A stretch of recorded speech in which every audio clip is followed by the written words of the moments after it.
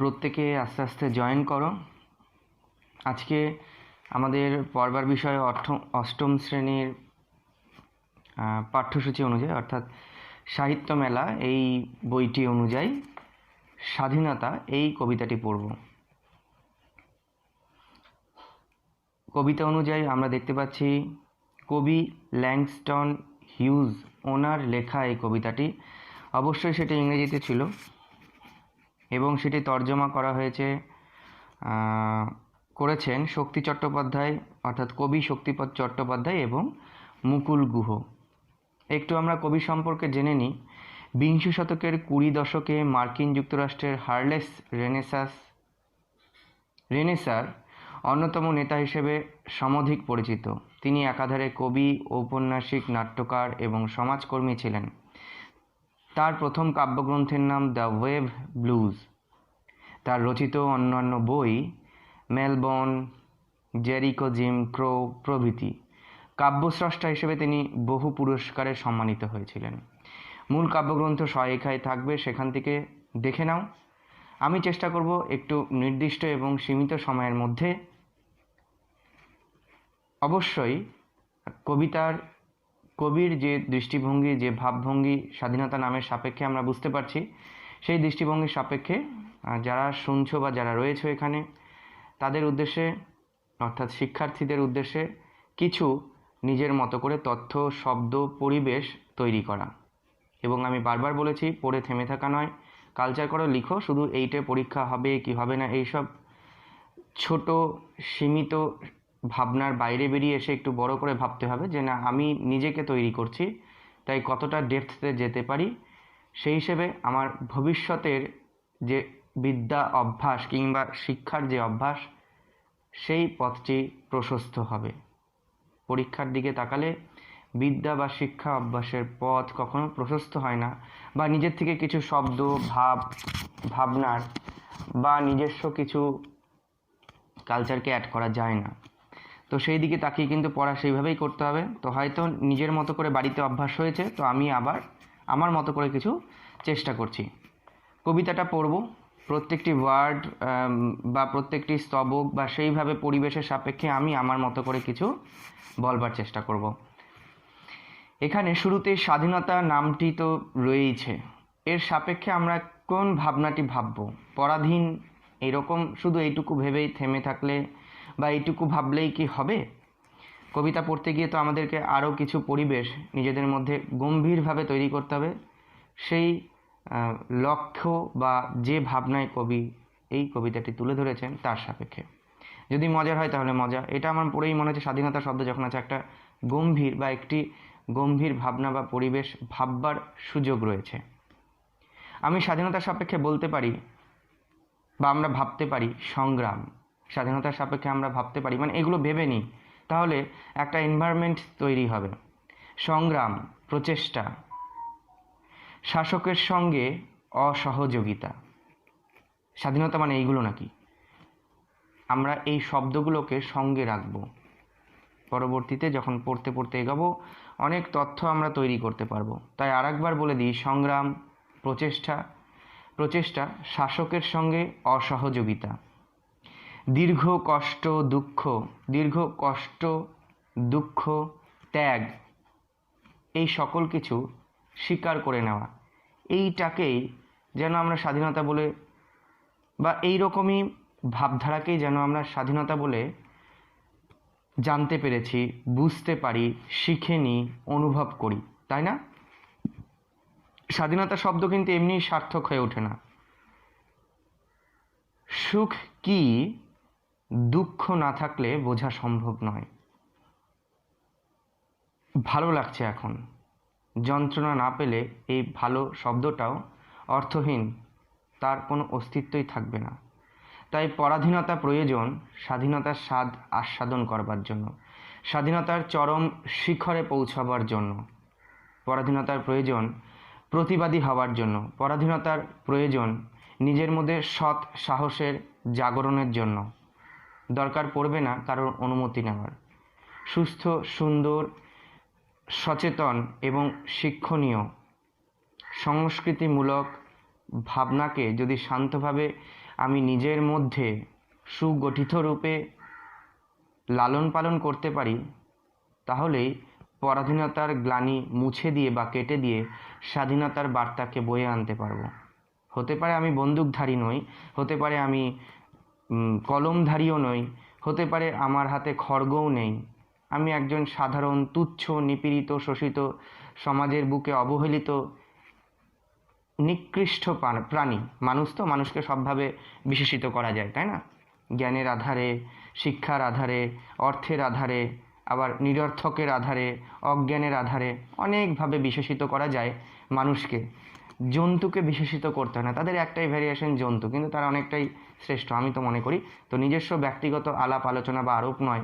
তো সেইভাবেই বলা যায় যে পরাধীনতা কিন্তু স্বাধীনতার স্বাদ গ্রহণের জন্য, পরাধীনতা কিন্তু প্রতিবাদের জন্য, পরাধীনতা কিন্তু ন্যায় পাওয়ার জন্য এই অন্যায়ের বা পরাধীনতার সমকক্ষতা প্রয়োজন বা পরিপূরক বলা হয় না, এই ধরনের একটা পরিবেশ প্রয়োজন। তা আমরা এইভাবে যেন আমরা কথা বলতে বলতেই আমাদের সাথে এই কমিউনিকেট হতে হতেই, মানে এই মুহূর্তে ক্লাস শুরু হওয়ার পরে যেভাবে আমি চেষ্টা করলাম কমিউনিকেট করবার শিক্ষার্থীদের সঙ্গে, যারা শুনছো বা শুনছেন তাদের সঙ্গে, তো চেষ্টা করলাম সেই পরিবেশটা তৈরি করবার। একটা পরিবেশ কিন্তু তৈরি হলো, বা প্রতিবাদ বা এই এই এই এই এই এই বিশেষণে বিশেষিত করা হলো স্বাধীনতার সাপেক্ষে কিছু শব্দের ব্যবহার করে। এরপরে আমরা কবিতায় এগিয়ে যাই, আমরা আরও এনভায়রনমেন্ট নিজেদের মতো তৈরি করব, তাই না? কারণ পড়ি, আরও পড়ব, আমি গাইড করলাম, স্যার পড়ালেন, পড়লাম, আরও পড়ব, আরও শুনব। এইভাবে একটা কালচার হবে যে না, একটা আমি পারি বা আমরা চেষ্টা করলে ভালোটাও হয় বা আমাদের মাধ্যমে ভালো রিফ্লেকশনটাও আশা করা যায়। এই কনফিডেন্সটা, এই বলিষ্ঠ একটা মানসিক ভাবনা বা জায়গা পরিসর তৈরি হবে। একবার পড়লে বা আমি পড়েছি স্বাধীনতা ঠিক আছে, এইরকম মানসিকতা কিন্তু ঠিক নয়। আরেকটু এগাই আমি, ঠিক আছে, ল্যাংস্টন হিউজ পড়ব বা পড়বে।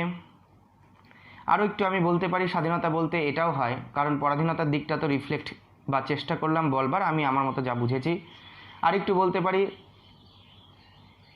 স্বাধীনতা শব্দ সেই দিকটিকে ইঙ্গিত করে যেখানে পূর্ণাঙ্গ বিকশিত হওয়ার একটি ভাব, পূর্ণাঙ্গ রূপে বিকশিত হওয়ার একটি ভাবকে তুলে ধরা হয়। স্বাধীনতা বলতে কিন্তু সেই দিকটিকেও ইঙ্গিত করা হয়। তাহলে পূর্ণাঙ্গ রূপে বিকশিত হওয়ার যে ভাব, পূর্ণাঙ্গ রূপে বিকশিত হওয়ার যে বলিষ্ঠ মনোভাব, সেটা কি শুধু শুধু এমনিই হবে? তার জন্য আমাদের ভালো এবং মন্দকে বুঝে নিতে হবে। আমি হই না শোষিত, আমি হতে পারি অবহেলিত, আমি হতে পারি বঞ্চিত, নিকৃষ্ট, দলিত, উচ্চ নীচ, ধনী দরিদ্রের সম্পর্কে আমি হতে পারি সেই অন্তরায়ের এপারের মানুষটি, সেই অন্তরায়ের সমাজের এদিকের মানুষগুলো, আমি হতে পারি সেরকম। কিন্তু আমাকেও বুঝে নিতে হবে আমারও স্বাধীনতা প্রয়োজন, আমাকেও বুঝে নিতে হবে স্বাধীনতা কি, তাকে আস্বাদন করতে হবে এবং বুঝেই, অবুঝের মতো নয়। স্বাধীনতা কি সেটা অবুঝের মতো নয়। তো কবিতা এগোই, এই ধরনের অনেক প্রতিবাদী শিহরণমূলক, যদি আমি সত্যিই বলিষ্ঠভাবে ভাবছি এই মুহূর্তে, মনে শরীরে তো শিহরণ জাগবেই যে আমারও স্বাধীনতা সত্যিই প্রয়োজন। স্বাধীনতা কোনো দিনই আসবে না, আসা সম্ভব নয়, তাই আসবে না, না আজ নয়, কোনো দিনই নয়। ভয় অথবা সমঝোতার মধ্যে হয় না, আমরা বলে ফেলি না আন্ডারস্ট্যান্ডিং করে না, ঠিক আছে ঠিক আছে, ঠিক আছে শব্দটা যেখানে অন্যায় হচ্ছে সেখানে ঠিক আছে শব্দটা প্রযোজ্য নয়, সেখানে ঠিক আছে শব্দ ব্যবহার করা যেতে পারে না, সেখানে স্বাধীনতাকে খর্ব করা হবে, অপমান করা হবে, অবহেলিত করা হবে। স্বাধীনতা কোনো দিনই আসবে না, আজ নয়, কোনো দিনই নয়, ভয় অথবা সমঝোতার মধ্যে। আমি এইভাবে কিছু বলতে বলতে এগোবো, তারপরে বলিষ্ঠভাবে সুগঠিত কিছু কথাবার্তা বলবো। প্রথমে এমনি স্বাভাবিক, তারপরে বলিষ্ঠ কিছু কথাবার্তা হবে। আমি টাইমিংয়ের মধ্যে শেষ করতে চাই, ঠিক আছে, 9 মিনিট হয়ে গিয়েছে। ভয় অথবা সমঝোতার মধ্যে, তার কারণ আমাদের তো অন্য সকলের মতন অধিকার রয়েছে। এটা কিন্তু সহজ সরল রূপে কবি এখানে যেভাবে তুলে ধরেছেন, আমি সেইভাবে এগিয়ে যাচ্ছি। এখন দু পায়ের ওপর দাঁড়িয়ে থাকার, 2 কাঠা জমির মালিকানার, সত্যি আমাদের অধিকার রয়েছে। আমি বললাম না, শোষিত, বঞ্চিত, নিপীড়িত, অবহেলিত, অন্তরায় তৈরি এই সামাজিক ব্যবস্থাপনায় অর্থ, জ্ঞান, শিক্ষা, দীক্ষা সংস্কৃতি, এসব কিছু যেন একটা অন্তরায় তৈরি করে দেয়। যদি আমরা রামকৃষ্ণ পরমহংসদেবের দিকেও তাকাই, এই কথা পড়তে পড়তে আমি ল্যাংস্টন হিউজের সম্পর্কে পড়ছি, আমি বলতে পারি যে আমি খুব একটা জানি না, কিন্তু এটুকু বলতে পারি যে আমি খুব বুঝবার চেষ্টা করি। তো যদি আমরা রামকৃষ্ণ পরমহংসদেবের দিকেও তাকাই, এই দিকটা স্পষ্ট হয়ে ওঠে বা এই দিকটি স্পষ্ট হয়ে ওঠে। তিনি হঠাৎ কোনো কারণটি বলেছিলেন যে তিনি পড়াশোনা করতে চাননি, পাঠশালায় যাব, পড়াশোনা করব। কারণ তৎকালীন এবং বর্তমান সামাজিক ব্যবস্থাপনাতেও আমাদের সিস্টেম বা আমাদের সেই যে মান্ধাত্তার আমল থেকে একই চলে এসছে, পড়াশোনা করো, উপার্জন করো, পড়াশোনা করো, হাই ক্যাটাগরিতে এস্টাবলিশড হও, পড়াশোনা করো, টাকাটা উপার্জন করতে হবে, নাহলে তো হয় না। কারণ টাকাই একটা এমন একটা সিস্টেম বা এমন একটা ক্যাটাগরি তৈরি হয়েছে যেখানে আদান প্রদানের দিন শেষ হয়ে গিয়েছে, এবং যেখানে অর্থ উপার্জন করতে হবে, অর্থই তোমাকে সমাজের সমস্ত জায়গায় পৌঁছে দিবে। তুমি যতই জ্ঞানী হও, যতই সংস্কৃতি থাক, যতই এই থাক সেই থাক, টাকা ছাড়া কোনো কাজ নেই। তো যতই আমি জ্ঞান উপার্জন করি না কেন, যতই জ্ঞানী হয়ে যায় না কেন, সমস্ত জ্ঞান সেই একটা জায়গাতে গিয়েই মাথা নত করে টাকার সামনে। ওই টাকার কাছে একজন মাথা নত করলেন না, মানে অনেক মহাপুরুষই করেননি। যাকে আমি বেশি বুঝতে পেরেছি, যাকে আমি চিনতে পেরেছি, যেটুকু পেরেছি, আমি তার কথাই তো বলতে পারবো। আমি অত পড়ি না বা আমি অত জানি না, তো সেই দিকে তাকে এটুকুই বলতে পারবো যে রামকৃষ্ণ পরমহংসদেব কিন্তু তিনি ওই যে প্রথাগত শিক্ষা, পাঠশালায় যাওয়া না, উনি বলেছিলেন এরকমই হয়তো যে আমি যে শিক্ষায় অর্থ উপার্জন হয় সেই শিক্ষা লাভ আমি করতে চাই না, আমি আমার মতো থাকি। উনি সেই জন্য পড়াশোনার দিকে হয়ে, কিন্তু তিনি কি জ্ঞানের অভাব ছিলেন না। তার তার তার তার স্বাধীনতা তিনি বেছে নিতে পেরেছিলেন, তার স্বাধীনতা তিনি খুঁজে নিতে পেরেছিলেন, তার স্বাধীনতায় আরও শত সহস্র মানুষকে সেই পথ, সহস্র নয় অজস্র, মানে লক্ষ কোটি মানুষের প্রদর্শক হতে পেরেছেন। নিজের স্বাধীনতার তিনি নিজের স্বাধীনতা, নিজের মতো করে স্বাধীনতা পরিবেশ বা অবয়ব তৈরি করে সেই পথে লক্ষ লক্ষ কোটি সহস্র মানুষকে এগিয়ে আসতে সাহায্য করেছিলেন, যেটা এই প্রথাগত পুঁথিগত শিক্ষায় সম্ভব ছিল না। অদ্ভুতভাবে তিনি পড়াশোনা না করেই সেটা উপলব্ধি করে ফেলেছিলেন। আর এটা অসীম শক্তি, ওই শক্তিশালী বীজ প্রবাহ এই কবিতায় আছে, সেইগুলোর প্রয়োজন। ওই বীজ প্রবাহ উনি সেটা না পড়েই সেই রকম একটা পরিবেশ তৈরি করে দিলেন, বীজ প্রবাহ, যার জন্যই তো আজকে বেলুড় মঠ, যার জন্যই আমাদের মঠ, যার জন্য সেই শিক্ষা দীক্ষার আলোতে আমরা আলোকিত হতে পারছি, আর যেটা চিরকাল প্রাণবন্ত হয়ে থাকবে। এই সব কথা আমরা এই কবিতায় পাবো। অদ্ভুত না? কোথাও যেন একটা মিল খুঁজে পাওয়া যায় মহাপুরুষদের জীবনীর সাথে এই সমস্ত প্রতিবাদমূলক পরিবেশের, তাই না? সেই জন্য তো উদ্বুদ্ধ হতে পেরেছিলেন সংগ্রামীরা স্বামীজির বাণীতে, স্বামীজির আচার আচরণে, তার বিচারে, তার জ্যোতিতে। হ্যাঁ, তো প্রতিবাদমূলক পরিবেশ হলে স্বামীজি রামকৃষ্ণ পরমহংসদেব এই প্রসঙ্গগুলো আসবে না, এটা হতে পারে না। তাই ভয় অথবা সমঝোতার মধ্যে তার কারণ আমাদেরও তো অন্য সকলের মতন অধিকার রয়েছে, দু পায়ের ওপর দাঁড়িয়ে থাকবার, 2 কাঠা জমির মালিকানার। সৃষ্টিকর্তা স্রষ্টা এই যে সমগ্র পৃথিবী তৈরি করেছেন, এই সমগ্র পৃথিবীতে কোথাও তিনি কাউকে কোনো মালিকানা করে দেননি। সর্বত্রই এই সমস্ত জীবকুলের সমান অধিকার। মানুষ তো বাদই দাও, তাও বুদ্ধির সর্বেসর্বারূপে জীবকুলে আমরা নিজেদেরকে বিরাজ করিয়ে শিক্ষার চরম শিখরে পৌঁছিয়ে দীক্ষার, শিক্ষার এবং সভ্যতার সর্বত্রই নিজেদেরকে সর্বেসর্বারূপে বিরাজ করিয়ে যেন একটা অদ্ভুত মানে অগ্রহণীয় সামাজিক ব্যবস্থাপনার দিকও যেন আমরাই তৈরি করে ফেলেছি। তো সেই দিকে তাকিয়ে শুনে শুনে বলেছেন কবি, শুনে শুনে কান পচে গেল, সময়ে সবই হবে, কাল একটা নতুন দিন। এই যে শুনে শুনে কান পচে গেল, সময়ে সবই হবে, কাল একটা নতুন দিন, এর সাপেক্ষে অনেক তথ্য লেখা যাবে, এর সাপেক্ষে অনেক তথ্যের জায়গা রয়েছে। আমি 2-1টি শব্দ বলবো। সত্যি তোমাদের কাজ থাকবে কালচার করা। সবসময় গাইডার যিনি গাইড করছেন, শিক্ষক যিনি পড়াচ্ছেন, যিনি বলছেন, উনি ভাস্ট একটা কিছু বললো, আমি নোট তো করলামই না, শুনলাম, ও হ্যাঁ ঠিক আছে এরকম করলাম। তাহলে কি হলো, ওই দিন না, ওই যেটা বলে হিন্দিতে আপাহিজ, আর আমি বাংলায় বলবো যে কি বলে, হ্যাঁ, যে একটা যেন প্রতিবন্ধীমূলক একটা ভাবনা, প্রতিবন্ধীমূলক একটা যে আমাদের মধ্যেও যে উৎকর্ষমূলক বা আমরাও যে সৃষ্টি করতে পারি সেই দিকটাকে খর্ব করে দেওয়া হয়। তাই শুনো, আমি কিছু ওয়ার্ড বলছি, শুনে শুনে কান পচে গেল, সময় সবই হবে, কাল একটা নতুন দিন, মানে দিন আসবে, এটা বলতে চাওয়া হয়েছে। এর সাপেক্ষে আমি 2-4টি ওয়ার্ড বলবো, সেই ওয়ার্ডগুলো ধরে প্রায় পৃষ্ঠার পর পৃষ্ঠা লিখে দেওয়া যাবে। সেটা হচ্ছে প্রলোভন দেখানো, আশ্বাস দেওয়া, মিথ্যা প্রবোধ দেওয়া। কখন হয়, কারা দেয়? শাসক এবং শাসিত, এই দুই দিক দিয়ে যদি বিচার করা হয়, বিভিন্নভাবে পড়লে এই কবিতার সাপেক্ষে বিভিন্ন জায়গায় এই ধরনের শব্দগুলো আছে, শাসক শাসিত। আমি কিন্তু শুরুতে শেষে মাঝে সেরকমভাবে বলবার চেষ্টা করব না, তাহলে তো সেটুকুই বলা হবে। তো শাসক শোষণ বা শাসক শাসিত, এই দুইভাবেই তো বিচার করা যায়, কবিতার সাপেক্ষে এরকম পাওয়া যাবে সহায়িকা বা অন্যান্য ক্ষেত্রে।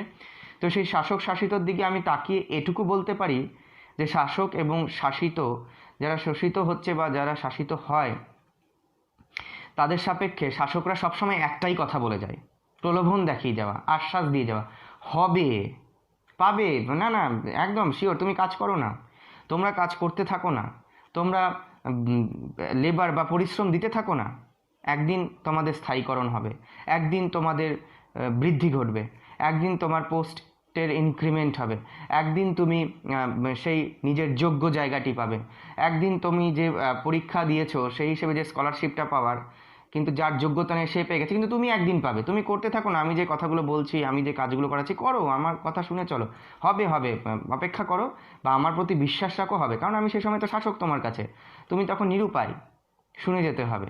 কারণ যদি আমি না শুনে যাই, যেটুকু আমার উপার্জন হচ্ছে, যেটুকু আমার প্রোগ্রেস হতে পারে, যেটুকু আমার প্রগতি হতে পারে, সেইটুকুও খর্ব হয়ে যাবে। তাই শাসকরা, আমি যদি শাসক হই, সুযোগ নিচ্ছি, এই সুযোগের বার্তা এটাই, একটাই, সবই হবে, কাল একটা নতুন দিন। এটা কতদিন শোনা যায়, কবিও বিরক্ত হয়ে উঠেছেন, তিনিও আহারে এর প্রতি, মানে এটা আর যোগ্য উত্তর হতে পারে না, মানে এটা এতটাই শুনেছি যে কানটা পচে গেল, মানে এতটাই তিনি তুচ্ছ তাচ্ছিল্য করে জিনিসটাকে বিচার করে জাজমেন্ট করে একটা উপযুক্ত শব্দ তিনি এখানে ব্যবহার করে ফেলেছেন, যে সত্যি এই ধরনের কথাগুলো শুনতে শুনতে কান পচে গেল, মানে আর দরকার নেই, বুঝে গিয়েছে, আপনাকে আর বলতে হবে না, তোমাকে আর বলতে হবে না, আমি করছি, হ্যাঁ, তারপরে আমি যখন যা করবার আমি নিজে করে নেব, নাহলে থাক, এটাই চলতে থাকবে, জীবন এভাবেই এগোবে। তো যদি আমি শর্ত মেনে নিই, তাহলে আমার স্বাধীনতা খর্ব হলো, আর যদি আমি প্রতিবাদ করতে জানি, গর্জে উঠতে জানি, আমার কাছে থাকা অস্ত্রের আমি সঠিক ব্যবহার জানি, তাহলে আমি গর্জে উঠব। তো এক্ষেত্রে শুনে শুনে কান পচে গেল, সময় সবই হবে, কাল একটা নতুন দিন, এগুলো শাসক শাসিতদের, যারা শোষিত হচ্ছে তাদেরকে প্রলোভন, আশ্বাস বা মিথ্যা প্রবোধ দিয়ে থাকে। এই প্রলোভন, আশ্বাস, মিথ্যা প্রবোধ যদি সত্যি এরকমটি হয় সমাজের বুকে, সত্যি আমরা কি দেখি সমাজের বুকে এরকম হয়? যদি হয় তো হয়, আর যদি হয় সেটা রিয়ালাইজ করব, সেটা অনুভব করব। এই প্রবোধ, মিথ্যা প্রবোধ, প্রলোভন, আশ্বাস, মাত্র এই 3টি শব্দকে গ্রিপ করব। কবির বলা এই 3টি চরণ, শুনে শুনে কান পচে গেল, সময়ে হবে, কাল একটা নতুন দিন, এই 3টি বা এই 2.5খানি চরণ নিয়ে আমি, তুমি, তোমরা বা যারা শুনছো, যদি চাও, আমি চাই, সাংঘাতিক বলিষ্ঠ সুগঠিত তথ্য লিখবে বা লিখো। নিজের প্রতি কনফিডেন্স আসবে, আর মনে হবে যে না, আমি কিছু লিখলাম, মনে হবে আমি কিছু সৃষ্টি করলাম, উনি যেটা বলেছেন, যেটা গাইড হয়েছিল, আমি সেইটুকু কপি পেস্ট করিনি। এইরকমভাবে একটা মানসিকতা তৈরি করো, প্রত্যেকটা সাবজেক্টে খুব সুন্দর কনফিডেন্স আসবে, নিজের প্রতি একটা বিশ্বাসের জাগরণ ঘটবে। আমি একটা নাম বলতে আমার কোনো দ্বিধা নেই, কৌশিক চন্দ্র মণ্ডল, এই নামটি আমার বলতে কোনো দ্বিধা নেই। ভেরি গুড, কৌশিক চন্দ্র মণ্ডলের মতো অনেকেই আমাকে লিখে পাঠায়, কৌশিক চন্দ্র মণ্ডলের লেখা গঠন আমার খুব ভালো লাগে। যাই হোক, শব্দ, মৃত্যুর পরে তো আমার কোনো স্বাধীনতার প্রয়োজন হবে না, সত্যি, জন্ম যখন লাভ করেছি, মুহূর্তে তো হবেই। প্রথম কথা, অন্যায়ের প্রতিবাদ করব, আর দ্বিতীয় কথা হচ্ছে, যেখানে মৃত্যু অবশ্যম্ভাবী, পৃথিবীর কোনো শক্তি আমার মৃত্যু আটকাতে পারবে না, সেখানে ভয় করে লাভটা কি? ঈশ্বর যখন আমায় 2টো চোখ, 2টো পা, 2টো হাত, মাথায় বুদ্ধি দিয়েছে, অন্যায়ের প্রতিবাদটা তো আমি করবই, এবং তার পাশাপাশি নিজেকে স্বাধীনতার বিরুদ্ধে গর্জে ওঠার জন্য উপযুক্ত রূপে তৈরি করে তুলব।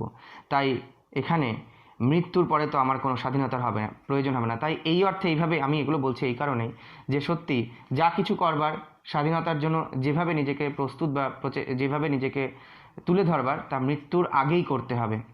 এখানে মৃত্যু বলতে কি শুধু মরণ এই কথাটির মধ্যেই সীমিত বা সীমাবদ্ধ থাকবো? যদি আমরা লেখালেখি করতে চাই, আমরা আর কোন কোন ওয়ার্ডকে এখানে হেল্পিং ওয়ার্ড হিসেবে, সাহায্যকারী শব্দ হিসেবে ভাববার সুবিধার জন্য সাহায্য নিব, কোন কোন শব্দের সাপেক্ষে সেই সাহায্যগুলো পাবো। আরও একটি শব্দ আমি বলতে পারি, বঞ্চিত হওয়া। নিজের কাঙ্ক্ষিত বা যেটা আমার যোগ্য পাওনা সেটা থেকে বঞ্চিত হওয়াও কিন্তু আমার মৃত্যু। মৃত্যু মানে মরে যাওয়া নয়, মৃত্যু মানে এই পঞ্চভূতে বিলীন হয়ে যাওয়া, শরীর থেকে নিজের যেটা আমরা সায়েন্সের বা বিজ্ঞানের ঊর্ধ্বে গিয়ে আত্মা বলতে পারি, সেটার বেরিয়ে যাওয়া নয়, পঞ্চভূতে বিলীন হয়ে যাওয়া নয় এই শরীরটিকে। এখানে এই ভাবধারার সাপেক্ষে স্বাধীনতা শব্দের যুক্তিযুক্ত যাতে হয় তার সাপেক্ষে বঞ্চিত হওয়া, এই বঞ্চিত শব্দটিও যথেষ্ট উপযুক্ত। তাই আমাদের যেটা ন্যায্য পাওনা, সেই পাওনা থেকে বঞ্চিত হওয়াটাও যেন কোনো এক ক্ষেত্রে মৃত্যুর সমতুল্য। আমি কিন্তু ওয়ার্ড একটার পর একটা বলছি, কিছু কিছু পরিবেশের ভাবনা আমি ছুঁয়ে যাওয়ার চেষ্টা করছি। যেখানে প্রচুর পরিমাণে বলবার আমি অবশ্যই বলবো, কিন্তু সুগঠিত, বেশি বাড়িয়ে নয়। তো চেষ্টা করো, বা আমি চাই তোমরা লেখো। অনেকভাবে বলবার চেষ্টা করলাম বা করছি। তাই এই বঞ্চিত হওয়া অর্থাৎ সর্বকালের জন্য বঞ্চিত হয়ে যাওয়া, সেটাও কিন্তু মৃত্যু, নিজের যোগ্য পাওনা থেকে। তো মৃত্যুর পরে স্বাধীনতার প্রয়োজন হতে পারে না। আমি যদি সর্বকালের আমার কাঙ্ক্ষিত পাওনা থেকে বঞ্চিত হই এবং সেটা যদি আমি মাথা নত করে মেনে নিই, তাহলে তো আমার মৃত্যুই হলো, তা মৃত্যুর সমতুল্য। তাহলে আর সেই ক্ষেত্রে আর স্বাধীনতা কোন কাজে আসবে আমার? তো মৃত্যুর পরে স্বাধীনতার প্রয়োজন হয় না। তাই বঞ্চিত হওয়ার আগেই আমাকে আমার অধিকার বুঝে নিতে হবে, মৃত্যুর পূর্বেই আমাকে আমার স্বাধীনতার স্বাদ আস্বাদন করতে হবে। আরও পরে এগিয়ে যাই, বলবো অনেক কিছুই বলবো, বলবার সুযোগ আছে, একটু এগিয়ে যাই আমরা। আগামীকালের রুটি দিয়ে কি আজ বাঁচা যায়? এর সাপেক্ষে অনেক তথ্য, অনেক পরিবেশ লেখা সম্ভব। আমি আমার মতো কিছু বলবার চেষ্টা করছি যে আগামীকালের রুটি দিয়ে কি আজ বাঁচা যায়। বলতে শুরু করলাম আমার মতো করে কিছু আমি ভেবেছিলাম। ভবিষ্যতের কাঙ্ক্ষিত আশ্বাস, প্রত্যাশা, ভরসা কিংবা প্রতিশ্রুতিমূলক কথা বলে, যেটা আমার কাঙ্ক্ষিত না সেইটা বলছি, আমার যেটা কাঙ্ক্ষিত সেটা ভবিষ্যতের আশ্বাস, ভরসা, প্রত্যাশা কিংবা প্রতিশ্রুতিমূলক কথা বলে বর্তমানে টিকিয়ে রাখা কি সম্ভব? বর্তমানকে টিকিয়ে রাখা সম্ভব? বর্তমানকে টিকিয়ে রাখা সম্ভব নয়। একদম পরিষ্কার এটি। ভবিষ্যতে কি হবে, কি আসছে, কি পাবে তুমি, হবে, আসবে। আজকে আমার কাছে খাওয়ার অর্থ নেই, কাজ করে যাচ্ছি। প্লিজ, আমি অনুরোধ করছি, আমার একান্ত অনুরোধ, আমার যে উপযুক্ত অর্থের প্রয়োজন সেই অর্থ আমার কাছে নেই এই মুহূর্তে। আমি আপনার কাছে তো কাজ করছি, কিন্তু কিছু অর্থ আমাকে এই মুহূর্তে দেওয়ার চেষ্টা করুন, মানে যেটা সহজে বোঝানো যায়। কিন্তু আমার শাসক আমায় বললেন না, সেটা সঠিক সময় তুমি পেয়ে যাবে বা আপনি পাবেন, এখন দেওয়া সম্ভব নয়। কিন্তু আজকে যদি সেই অর্থের জোগাড় না হয়, সংস্থান না হয়, কোনো কারণে আমার মৃত্যুও হতে পারে, তাহলে কি ভবিষ্যতে সেই পাওনা পেয়ে যদি পাই বা পাবো, এটা ভেবে আমার কোনো লাভে আসতে পারে? কিচ্ছু লাভ নেই। যেটা আজকের প্রয়োজন সেটা তো আমাকে আজকেই লাগবে। তাই সেইভাবে যদি আমরা প্র্যাকটিক্যালি ভেবে নিয়ে এই ভাবনাটাতে নিমজ্জিত হয়ে সুন্দর ভাবনা, সুন্দর ভাব, সুন্দর শব্দ, সুগঠিত শব্দর ব্যবহার করে যদি লিখবার চেষ্টা করি, অভ্যাস করি, হবে না? একটা ভালো নোট তৈরি হবে, কিন্তু সেটা কবিতার পরিবেশের মধ্যেই থেকে। প্র্যাকটিক্যালি ভাবো, কিন্তু কবিতার পরিবেশের বাইরে একদম যাব না। তাই আগামীকালে রুটি দিয়ে কি আজ বাঁচা যায়? না। ভবিষ্যতের কাঙ্ক্ষিত আশ্বাস, ভরসা, প্রত্যাশা কিংবা প্রতিশ্রুতিমূলক কথা বলে বর্তমানকে টিকিয়ে রাখা সম্ভব নয়। স্বাধীনতা একটা শক্তিশালী বীজ প্রবাহ, এটা বলবো আমি, কবিতাটা শেষ করে দিই। বাঁচার জন্য একটা বড় প্রয়োজনের জন্য আমিও তো সেইখানেই বাস করি তুমি যেখানে। আমি অর্থাৎ ওই যে দুটো দিক যদি বলি, আমি এবং তুমি অর্থাৎ সমাজের একটা বিত্তশালী সম্প্রদায়, একটা শোষিত, একটা শাসক, একটা শোষিত, এইভাবে বিচার করতে পারি। অনেকভাবে এটাকে দুটো সেগমেন্টে ভাগ করা যেতে পারে। সমাজের অনেকভাবে জ্ঞান, অজ্ঞান, শিক্ষিত, অশিক্ষিত, যাদের অর্থ আছে, অর্থহীন, শোষিত, শাসিত, অনেকভাবে ভাগ করা যেতে পারে। কিন্তু দিক দুটোই। শিক্ষিতরাই শোষিত, এই যে শাসক যারা শিক্ষিত, জ্ঞানী, এইভাবে অনেকগুলো ভ্যারিয়েশন আছে। কিন্তু যারা সমাজে নিচু তলা, তাদের একটি ভ্যারিয়েশন, তাদের একগাদা ভ্যারিয়েশন, তারা শোষিতই হয়ে যায়, তাদের আর ওই বেশি ভ্যারিয়েশন করা যায় না। তো দুটো দিক পাওয়া যাচ্ছে, যে শাসক, শোষিত। তো সেই দিকে তাকিয়ে একটা বড় প্রয়োজনের জন্য আমি তো সেইখানেই বাস করি, তুমি যেখানে, তাই স্বাধীনতা আমার প্রয়োজন তোমার যেমন। আমি অর্থাৎ ওই শোষিত যারা শাসিত হচ্ছে, আর যারা তুমি বলতে শাসকদের বোঝানো হয়েছে, সমাজের উচ্চবিত্ত সম্প্রদায়দের বোঝানো হয়েছে, যারা সমাজের নিজেদেরকে বিত্তশালী মনে করছে, জ্ঞানী মনে করে, শিক্ষিত মনে করে, তাদেরকেও কখনো সব শিক্ষিত সব জ্ঞানী এক সমান তা নয়। কিছু কিছু ক্ষেত্রে আমরা এমনটা পাই। তো এরপরে আমি পুরো কবিতা পড়ে শেষ করা হলো। এরপরে আমরা আমি আমার মতো করে কিছু তথ্য আরও বলবার চেষ্টা করব, সেইগুলো একটু শুনলে ভালো হয়। 26 থেকে 27 মিনিট হয়েছে। আমি ম্যাক্সিমাম 30 থেকে 35 বা 40 মিনিটের মধ্যে এই ক্লাসটি শেষ করবার চেষ্টা করব। বীজ প্রবাহ কথাটি বলেছিলাম, বীজ প্রবাহের সাপেক্ষে আমি আমার মতো কিছু বলতে চেষ্টা করছি। বীজ প্রবাহ সাপেক্ষে কী কী ওয়ার্ডকে আমরা প্রথমে গ্রিপ করব, কী কী ওয়ার্ড আমাদের কাছে রাখবো, তারপরে তো একটা নোট তৈরি হবে। দুমদাম একটা ভেবে নিলাম, লিখে গেলাম, সেখানে ভালো কোনো শব্দ নেই, ঠিক নয়।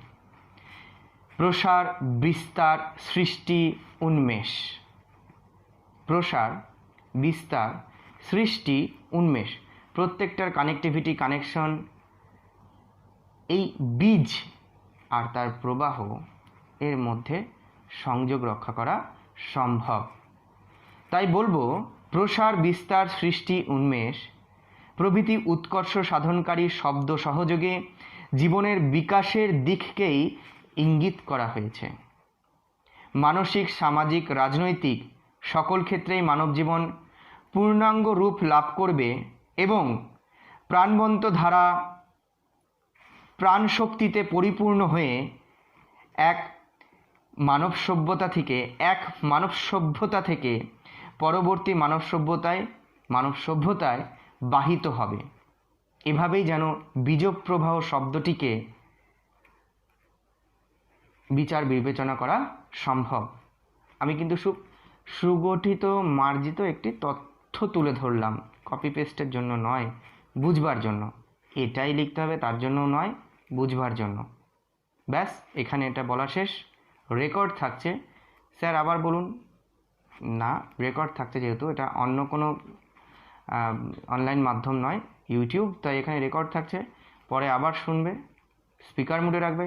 যদি গার্জেনরা শোনার সুযোগ হলো, তারা কিছু তোমাদের গাইড করলো, এটা নয় স্যার যা বলছেন তাই বেস্ট। অভিভাবকদের মতামতগুলো কালচার করবে, ভাববে, তাতে কিন্তু আরও কিছু মনোভাব সেখানে সংযোজিত হলো, আরও উৎকৃষ্ট কিছু তথ্য তৈরি হওয়ার সুযোগ পেয়ে গেল।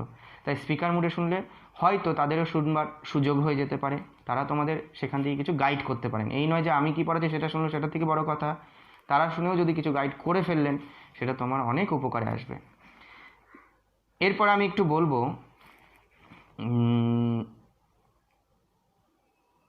হ্যাঁ, স্বাধীনতা আমার প্রয়োজন তোমার যেমন, এই ক্ষেত্রে আমি একটু বলবার চেষ্টা করব। সমদর্শিতা এই ভাবনার আদলে, মানে স্বাধীনতা আমার যেমন প্রয়োজন তোমার যেমন, এখানে একটা সমদর্শিতার ভাবকে কাজে লাগাতে হবে। সমদর্শিতা কিভাবে এটা জাজমেন্ট করছেন একটু ক্লিয়ার করুন। সমদর্শিতা শব্দ দিয়ে বোঝা যাচ্ছে না, তো আমি একটু বলবার চেষ্টা করছি, তাই খুবই সামান্য। সমদর্শিতা এই ভাবনার আদলে উচ্চ নীচ, ধনী দরিদ্র বা নরনারী নির্বিশেষে এই ভূভাগের সকল মানুষের সমান অধিকার থাকবে। এই ভূভাগের সকল মানুষের সমান অধিকার থাকবে, যার মূল শক্তির সঞ্চার ঘটবে এই স্বাধীনতামূলক শব্দটি বা বার্তা থেকেই। এইভাবেই যেন স্বাধীনতা আমার প্রয়োজন তোমার যেমন, এই শব্দ, এই কয়েকটি শব্দ বা এই দুটি চরণকে আমি জাজমেন্ট করেছি, আমি আমার মতো বিচার করে মার্জিত রূপে তুলে ধরবার চেষ্টা করলাম। এটাকে কি কতখানি লেখা সম্ভব? এটাকে 2-3 পৃষ্ঠা, 4 পৃষ্ঠা, 5 পৃষ্ঠাও লেখা সম্ভব, কিন্তু আমি কিছু চেষ্টা করলাম কিছু শব্দ যেগুলো সেইগুলোর এক জায়গায় রেখে একটা তথ্য তুলে ধরবেন। আবার শুনবে, ভিডিওটিকে রেকর্ড রয়েছে, আবার সেটিকে শুনবে, আবার সেটিকে খাতায় নোট করবে। সেখান থেকে আরও কিছু শাখা প্রশাখা, আরও কিছু ডালপালা ছড়িয়ে দিয়ে একটা মহীরুহ তৈরি করতে হবে। কারণ একটা গাছ একটাই ডাল থাকবে, 2-3টে ডাল থাকবে, আরও ডাল কি হতে পারে না? মহীরুহ তৈরি করতে হবে। আর যদি তুমি সেই সুন্দর কারিগর হতে পারো, তখন নিজের সৃষ্টিতে আনন্দই আলাদা। মুখস্থ করতে হচ্ছে না, আমি যাই পারছি নিচ্ছি, লিখছি, বাহ দারুণ ব্যাপার তো। মুখস্থ ছাড়াই তাহলে বাংলা সাবজেক্টে বেশি টাইম দিতে হবে না। একবার পড়বো, গাইড পেয়েছি স্যারের, বানানো স্যারের ক্লাসগুলোও ফলো করেছি, ওয়ার্ড পেলাম, কয়েকবার 1-2বার পড়লাম, আমি নিজে সৃষ্টি করতে পারছি। তার জন্য ওই বারবার লেখালেখি কালচার করতে হবে। ক্লাস 8-এর পরীক্ষার দিকে তাকিয়ে নয়, 9, 10, পিএইচডি বা ইন ফিউচার তুমি কাউকে গাইড করতে গেলেও আনন্দের সহকারে গাইড করতে পারবে যে আমি নিজে সৃষ্টি করতে পারছি। এরপরে আমি আরও কিছু বলবো। আমি শেষের দিকে এগিয়ে যাচ্ছি, 30 মিনিট হয়েছে, আমি আরও কিছু বলবো। চেষ্টা করছি ক্লাসটা তোমাদের মতো করে তোমাদের কাছে পৌঁছে দেওয়ার, বা তোমাদের কাছে পৌঁছে যাওয়ার, নিজের মতো করে কিছু বলবার। তো যদি ভালো হয়, যতজন আসবে ক্লাস করছো এখানে, যেহেতু ইউটিউব লাইক থাকে, সেগুলো তো অবশ্যই প্রেস করবে। তাতে আমার ভালো লাগে যে না, এতগুলো শিক্ষার্থী এসেছে, দেখেছে, পড়েছে বা শুনলো ক্লাসটা করলো এবং লাইকও এসেছে, আমার ভালো লাগে। আরেকটু আমি কিছু বলবার চেষ্টা করছি। মৃত্যুর পরে যে আমার কোনো স্বাধীনতার প্রয়োজন হবে না, এই জায়গাটা নিয়ে আমি বলেছিলাম, এই জায়গা নিয়ে আমি আরও কিছু বলতে চাই। তাহলে আগে কিছু বললাম, বেশ কিছু শব্দ ওয়ার্ড স্টক সেখানে তৈরি হলো। কবিতা পড়তে পড়তে কিছু বলেছি, কবিতা পড়া শেষ হওয়ার পরে কিছু বলেছি, আর এটা আরেকটু আমি বলবার চেষ্টা করছি। 100 বছরের শ্রেষ্ঠ নিগ্রো কবিতার অন্তর্গত পাঠ্যপুস্তকের স্বাধীনতা কবিতাটি থেকে উদ্ধৃতাংশটি গৃহীত। একটা ওপেনিং রাখবার চেষ্টা করলাম। হার্লেস রেনেসাসের অন্যতম নেতা হিসেবে সমধিক পরিচিত ল্যাংস্টন হিউজ মানব অধিকারের শক্তিশালী দিকগুলিকে সুন্দরভাবে কবিতার মধ্যে প্রকাশিত করেছেন। সম্মান অবশ্যই দেব, করেছে এই টাইপের বলবো না, বা এইভাবে বলবো না, সম্মান প্রদর্শন করব। একজন স্রষ্টা হিসেবে এই সৃষ্টির সমস্ত দিকের সভ্যতার উভয়মুখী টানাপোড়েনের মধ্যে সামাজিক ব্যবস্থাপনার মানবজাতির যখন সমতামূলক পরিস্থিতিতে পিছিয়ে পড়ে, তখন স্বাধীনতার শব্দকে লঙ্ঘন করা হয়। আরেকবার বলছি, একজন স্রষ্টা হিসেবে এই সৃষ্টির সমস্ত দিকের সভ্যতার উভয়মুখী টানাপোড়েনের মধ্যে সামাজিক ব্যবস্থাপনায় মানবজাতির যখন সমতামূলক পরিস্থিতিতে, মানে সমতামূলক, সবাই সমান থাকবে, কিন্তু সেই পরিস্থিতিতে পিছিয়ে পড়ে, তার মানে কেউ পিছিয়ে পড়ছে, সবাই পিছিয়ে পড়ে, এটা তো হতে পারে না। ফার্স্ট কেউ হলে তবে সেকেন্ড হয়, আর সেকেন্ড কেউ হলে তবে থার্ড হয়, তার মানে পিছিয়ে পড়ছে মানে কেউ এগিয়েও আছে, তবে পিছিয়ে পড়া শব্দটি এফেক্টিভ। তাই সমতামূলক পরিস্থিতিতে যখন পিছিয়ে পড়ে, তখন স্বাধীনতার শব্দকে লঙ্ঘন করা হয়। এইভাবে আমি জাজমেন্ট করবার চেষ্টা করেছি। তাই কবির মতে বা তার প্রতিবাদী সত্তা বহুবার বলেছে, মানে কবিতায় কবির মতে বা তার প্রতিবাদী সত্তা বহুবার যেটা রিফ্লেক্ট হওয়া বা বহুবার বলেছেন, স্বাধীনতা কোনোদিনই আসবে না ... অনেকবার ডটের ইউজ করে, কোনোদিনই নয়, ভয় অথবা সমঝোতার মধ্যে। এটা আমরা কবিতায় পেয়ে যাব। এইভাবে যেন আমরা একটা উদ্ধৃতি দেওয়া হয়েছে এক, প্রশ্ন চাওয়া হয়েছে এক, কিন্তু তার সাথে রিলেশন মেনটেন করে কিভাবে আমরা কোটেশনও ব্যবহার করলাম এবং সেই জায়গার কিন্তু তথ্য মার্জিতভাবে তুলে ধরবার চেষ্টা করা হলো। আর একটু পড়া এগিয়ে যাই। কবি এই চরম সত্যটিকে সুন্দরভাবে উপলব্ধি করেছেন তার রাজনৈতিক জীবনের যুক্তিবাদী চিন্তা দিয়ে দাঁড়িয়ে। তাই আমাদের প্রত্যেকের